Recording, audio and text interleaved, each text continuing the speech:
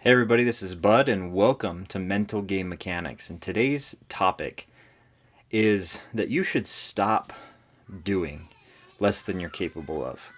Um, I lived in the Philippines for a couple years. I was there on a service mission for my church, and while I was there, part of what we were doing was always just trying to find people to help. We did everything from built churches to built houses, replaced roofs, uh, helped people harvest their fields, rice fields. What else? We were kind of all over the place. Always just helping. Obviously, we were teaching some church stuff as well. So just really good fun experience for me. I loved the work. I loved doing what we did. And I didn't get paid to be there. I actually paid to be there, so it was at my own cost, or at least my family's cost. We took care of that, and so anyway, while I was there, just had incredible experiences meeting amazing people. And if you've ever traveled and spent time with in a foreign country, you might be able to understand maybe what this is like. But there's kind of two spectrums of people there. There's the ones that really love you and want to kind of be nice to you and help you and get to know you sometimes. And then there's the ones that are kind of mock you or make fun of you because you're American or whatever, right? Just different experiences, and there's those two different broad spectrums.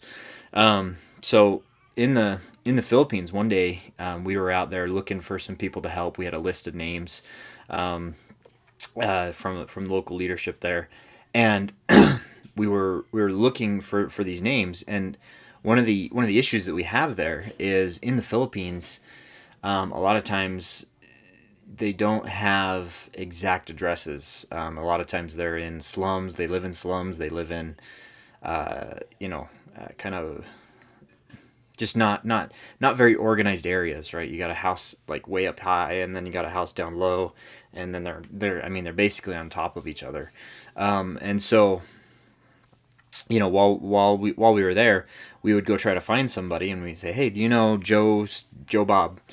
And I'm looking for the address, and the address is the equivalent of saying like somewhere in Nashville, like some small kind of community in Nashville.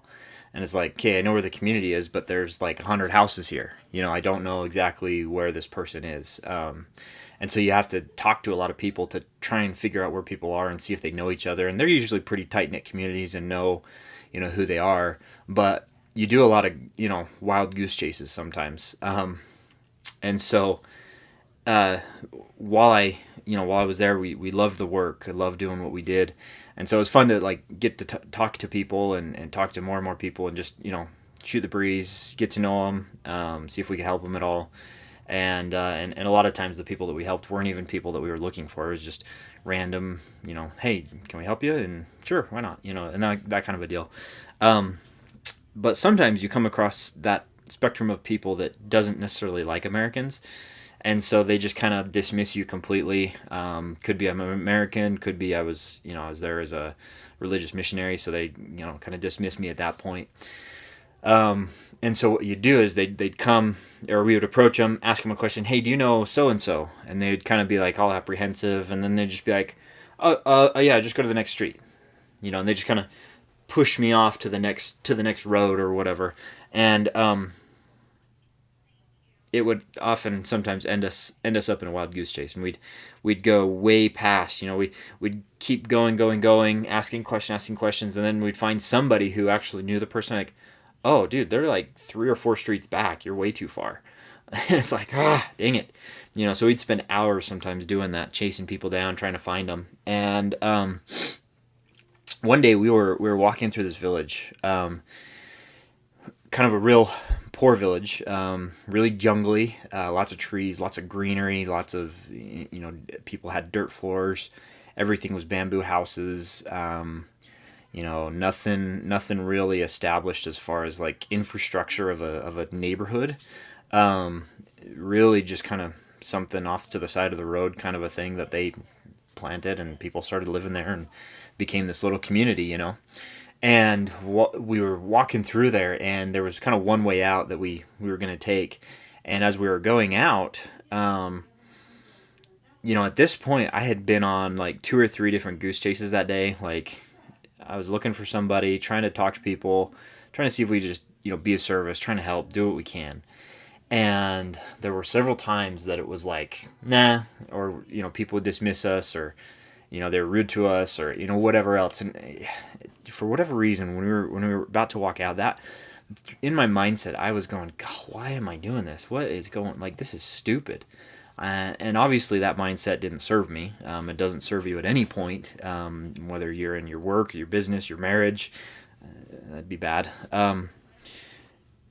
And, there's just, I just had this, like, I was just really frustrated and annoyed and, a little bit discouraged, honestly, that we weren't having the success that I was trying to have. We weren't able to help as many people as I wanted to do that day. I wanted to do more than we were doing, right? And it just, things were keeping us from doing that. And I was just so mad and so frustrated. It's kind of like when you know what you want and it's so clear, but it doesn't matter what you do. It seems like there's something just always in the way, and it's blocking you from getting it. And then there's this happens and then this happens, and it's like this fleeting thing. You can't actually get there, right? And that's how I was feeling. I was just done. And not to mention it's in the Philippines, so it's very tropical and humid, and I'm from Utah where it's dry and not a wet climate at all. And so even if you're used to the humidity, on a day like that, it was hot and muggy and miserable, and just it sucked. And as I'm walking out, I'm sitting here going, okay, this is dumb. Let's just go back to the house. We had made a good effort that day. Let's call it good. That's what I was planning on doing in my mind. I was kind of done for the day. And as we were kind of walking out, I saw up ahead a group of kids that were huddled around something on the ground, and I wasn't sure what it was from where I was. And I'm looking ahead and just kind of watching what's going on. And as I'm getting closer and closer, I get to about where they're just kind of under my feet, like right here. And I look down at what they're doing, and obviously, like I said, I'm hot and sweaty and done for the day.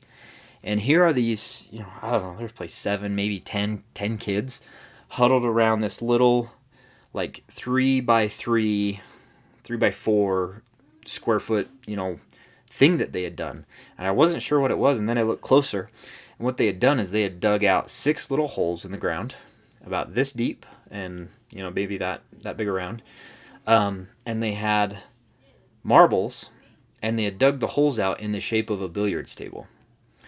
So they had built a billiards table in the dirt, and they were playing with marbles and bamboo little sticks that they were using to shoot the bamboos, or shoot the marbles, sorry. So they were shooting marbles in the game of billiards using dirt, marbles, and bamboo sticks. And I just thought, oh my gosh, here are, I'm looking at my experience in the, growing up in America, and pretty much, I grew up in a pretty good home. My parents worked really hard, and we had a lot, and we were really blessed. And I'm looking at this going, oh my gosh, these kids who have almost nothing compared to what most of us have here in the United States have made more resources out of anything, right? They literally got marbles, and they carved sticks and dug dirt, and they made a game, and they were having fun, and they were using their resources that they had.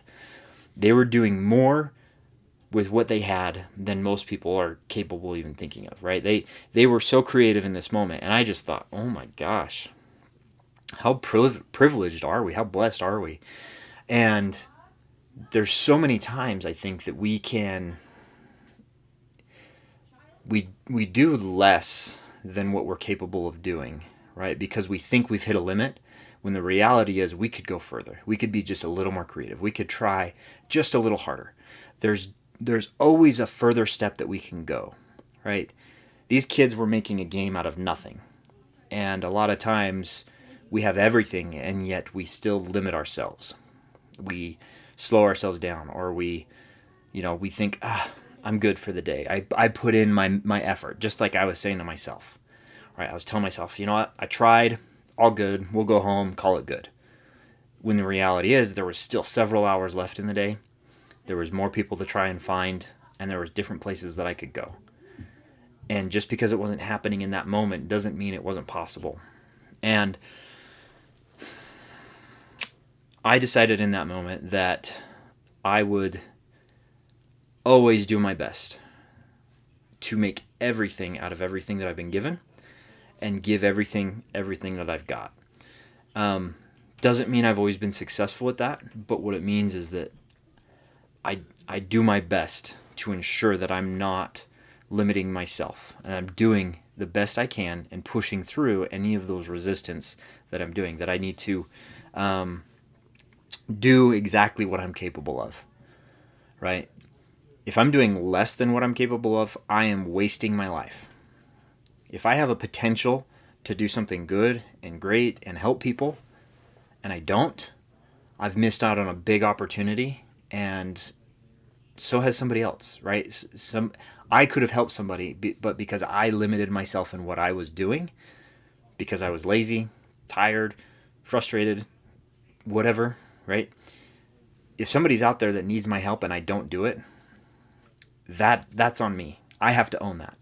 And it's up to us to push through those pieces of resistance, to push through those challenges and do exactly what we're capable of, because we can always do more. And potential is not a finite thing. Potential is not, hey, this is your potential.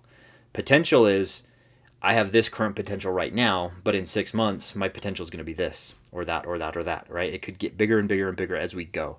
It's an ever-growing thing, and we have to keep pushing our limits to find what that true potential is, because we can never achieve our potential, because there's always more that we can do. There's always another level. There's always a higher, better thing that we can do. So that's my point today, is that you need to stop doing less than you're capable of doing, because you can always do more, regardless of your circumstances. You might be going through a tough time right now, but if you just try to get into momentum, if you just break through those mental beliefs, those false limiting beliefs that you might have, you can do it, right? And if you're going through a really hard time and you might need some, professional help, like, do it, right? That's how you get started. That's how you start growing, is just accepting that you can do more, right? Knowing and telling yourself that you can do more. By starting that, by having that conversation in your head that you can do more than what you're capable of currently doing right now, you can make a difference. You can do stuff, you can help people, you can do way more than you're thinking. And so I know it's easy to say. I know it's kind of altruistic, if you will. But if you just try, you can impact some people, you can impact lives. And, once you commit, there's no going back, right?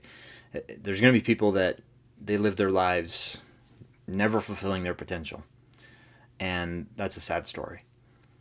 But if you commit to doing this, mediocrity goes out the window. You're not just average. You're not just some guy anymore. You're not just some girl anymore, right? You are above average because you're willing to go above and beyond what you're capable of doing, and you're willing to push those limits every single day. And so that's it. Just take pride in your work. Don't just give up because you're having a hard time. Okay? If you keep pushing, you will get the result that you're looking for. You just have to keep pushing through the difficulties. Because here's the thing. How you do one thing is how you do everything. And so if you ever get to resistance in your business and you quit, what's going to happen in your marriage when something really bad happens, or something really difficult happens, or you're having a really hard time? Are you going to give up? How you do one thing is how you typically do everything. So with that in mind, do everything to the best of your ability. Never give up. Never stop pushing. As you push the limits of what you think you're able to do, you're going to find that you're going to be able to do more every single day. And I leave that with you.